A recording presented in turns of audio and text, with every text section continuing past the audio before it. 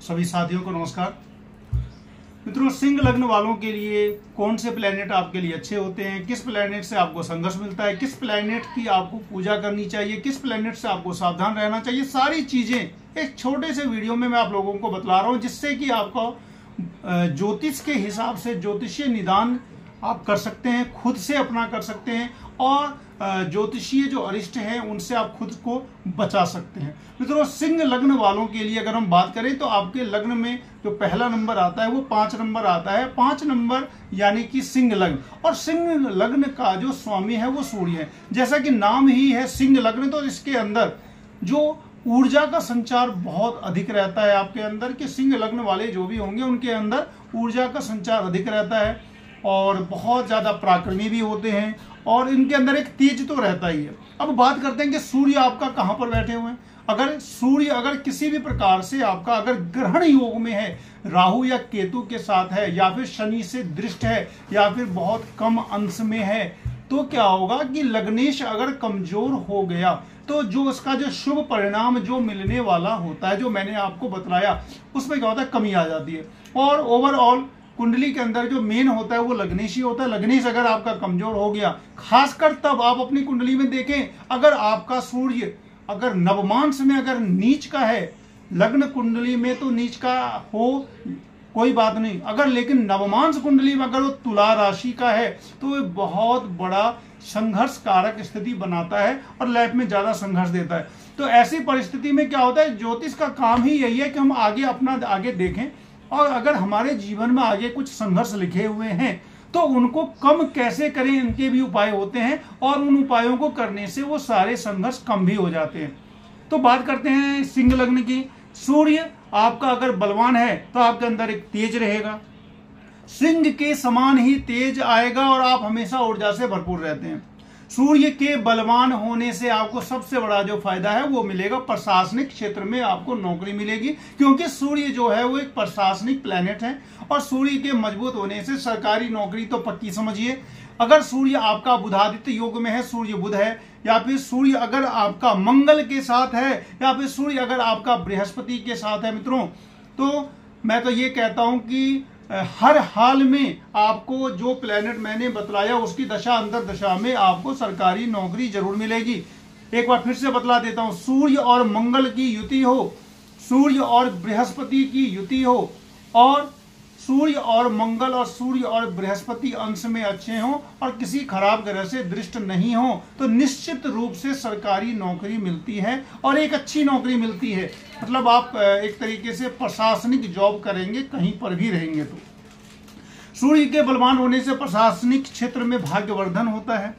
मंगल जो है आपका वो प्रबल बली राजयोग कारक है, यानी कि बहुत ही ज्यादा शुभ फल देने वाला है। क्यों देने वाला है वो भी बतला देता हूं, क्योंकि मैं हमेशा ये बतलाता हूं कि ऐसा होता है और ऐसा क्यों होता है। ये तो मैं कुंडली में भी लोगों को लिख के देता हूं। लोगों को आश्चर्य लगता है कि ये चीज आप क्यों लिख के देते हैं। जनरली क्या होता है कि कुंडली दिखाने के बाद होता यह है कि सामान्यतया फल लिख के दिया जाता है, लेकिन मैं फल ये आपके साथ ऐसी स्थिति है इसीलिए आपके साथ ये हो रहा है ये भी लिख के देता हूं, ताकि लोगों को ज्योतिष पर विश्वास बढ़े और ज्योतिष का जो ज्ञान है वो हर किसी तक पहुंच पाए। अब बात करते हैं मंगल की, तो मंगल आपका केंद्रेश भी है, त्रिकोणेश भी है। कैसे है?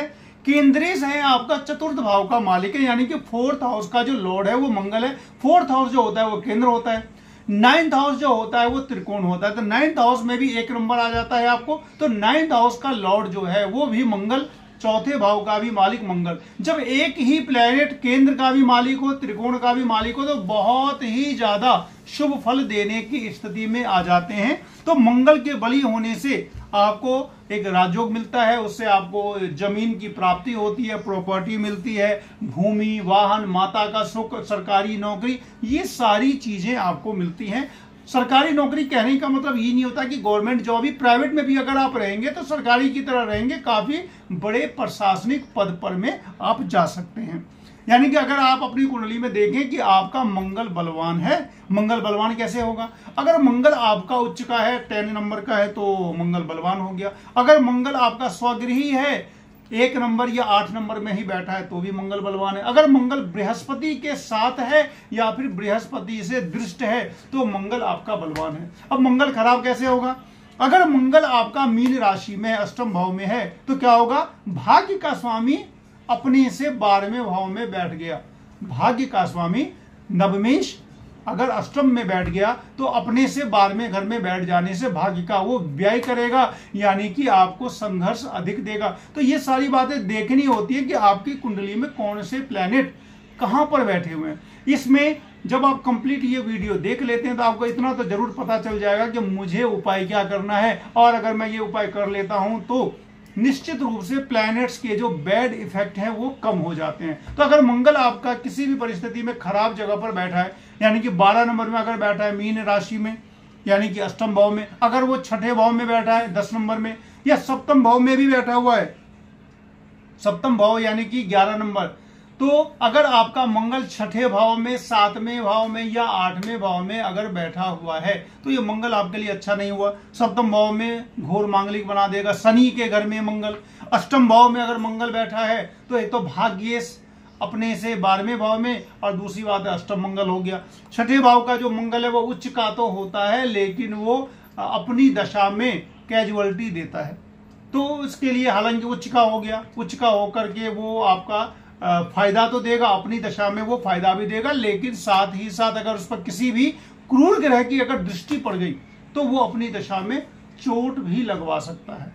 तो मंगल के बारे में ये हो गया। अब बात करते हैं पंचम की। पंचम भाव जो होता है वो आपके एकेडमिक्स का होता है, आपके रिजल्ट का होता है, आप जो कॉम्पिटिटिव एग्जाम्स देते हैं उसका होता है। तो पंचम भाव का मालिक जो हो गया वो गुरु हो गया, यानी कि आपका पंचमेश जो हो गई वो गुरु हो गए। अब गुरु की पोजीशन देखें कि आप वो कहां पर में बैठे हुए हैं। अगर वो पंचमेश पंचम में ही है, हालांकि पंचम भाव का गुरु बहुत अच्छा नहीं माना जाता है, क्योंकि पंचम भाव का गुरु जो होता है वो एक नेगेटिव योग होता है पंचम भाव में अगर गुरु अकेला बैठ जाए तो संतान के लिए। लेकिन पंचम भाव में अगर गुरु बैठते हैं तो वो भाग्य के घर को देखते हैं और लग्न को भी देखते हैं, तो वहां पे उस हिसाब से वो फायदा देगा। हालांकि पंचम भाव का गुरु अगर किसी ग्रह से दृष्ट है तो वो जो योग नेगेटिव वो जो संतान के लिए होता है वो कट जाता है। तो अगर आपका गुरु पंचम भाव में है, किसी ग्रह से दृष्ट नहीं है, तो संतान की बाधा देगा, संतान प्राप्ति में देरी करवा सकता है। तो इसके लिए आपको भोले बाबा का गाय के दूध से रुद्राभिषेक करवाना पड़ता है। कुंडली दिखा करके समय के हिसाब से शिववास में देख करके आपको रुद्राभिषेक कराना होता है, उससे आपको काफी लाभ होता है। अब बात करते हैं कि कौन सा प्लेनेट आपको हर हाल में फायदा ही फायदा देगा। तो सिंह लग्न में क्या होता है कि जो सूर्य देव है आपके लग्नेश है वो हमेशा फायदा देंगे। बृहस्पति भी आपको फायदा देने की ही कोशिश करेंगे, खासकर अगर वो पंचम भाव में है तो बात अलग है, लेकिन अगर कहीं पे भी वो बैठे हुए हैं तो वो आपको हमेशा हर हाल में फायदा देने की कोशिश करेंगे। और मंगल तो आपका प्रबल बली राजयोग कारक है, यानी कि वो तो हमेशा फायदा देने के लिए ही बना है। तो आपको अगर पूजा करनी है तो सूर्य देव की, मंगल की और गुरु की हमेशा पूजा करें। इससे आपको क्या होगा, आपकी कुंडली के अंदर जो भी समस्याएं आती हैं, समस्याएं तो हर किसी की कुंडली में आती है, ऐसी कोई कुंडली नहीं बनी जिसमें कोई खराब दशा नहीं आ जाए, क्योंकि साइकिल चलता रहता है, सभी प्लैनेट्स का साइकिल चलता रहता है और यही होता है कि चलता ही रहता है। उसमें कभी खराब ग्रह आएंगे, कभी अच्छे ग्रह आएंगे, कभी गोचर में अच्छा होगा, कभी गोचर में बुरा होगा। तो ये सारी चीज चलती रहती है। लेकिन अगर हम जान लें कि मेरा कौन सा प्लेनेट हमें अच्छा फल देने वाला है, कौन सा प्लेनेट हमें बुरा फल देने वाला है, तो हम अगर उसका थोड़ा सा ज्योतिषीय उपाय कर लेते हैं तो हमें उससे फायदा हो जाता है। अब बात करते हैं कि आपको स्टोन कौन सा बहुत ज्यादा अच्छा होगा। तो माणिक आप पहन सकते हैं, सूर्य का, गुरु का पुखराज पहन सकते हैं, मंगल का मूंगा पहन सकते हैं। कि तीनों पहनने की कभी आवश्यकता नहीं होती है। कोई एक प्लैनेट का जो स्टोन मैंने बताया, सूर्य, मंगल या बृहस्पति की दशा अंतर दशा के हिसाब से आप पहन सकते हैं, या फिर जो प्लैनेट आपका दिख रहा है कि वीक है, किसी अशुभ ग्रह से दृष्ट है, या फिर अंश में कम है, या फिर नक्षत्र में वो खराब है, तो उसका आप स्टोन पहन सकते हैं। अब किसका नहीं पहनना है, तो कभी भी आपको शनि का स्टोन नहीं पहनना है। किसी भी हालत में आपको नीलम बिल्कुल भी नहीं पहनना है, क्योंकि नीलम आपका छठे और 7वें घर का मालिक है, अरिष्टकारी है। तो शनि का जो स्टोन है आपको नहीं पहनना है। अगर आपकी शनि की कभी दशा आती है, या शनि की अंतरदशा आती है, या शनि की 7.5 अढ़ैया आती है, तो आपको हनुमान जी की पूजा करनी है और शनि देव का मंत्र को जाप करना है। इस तरीके से सिंह लग्न के बारे में जो डिटेल्स जो मैंने थी वो बतलाई आप लोगों को। लाइक, शेयर, सब्सक्राइब जरूर करें। मिलते हैं फिर अगले वीडियो में, तब तक के लिए नमस्कार।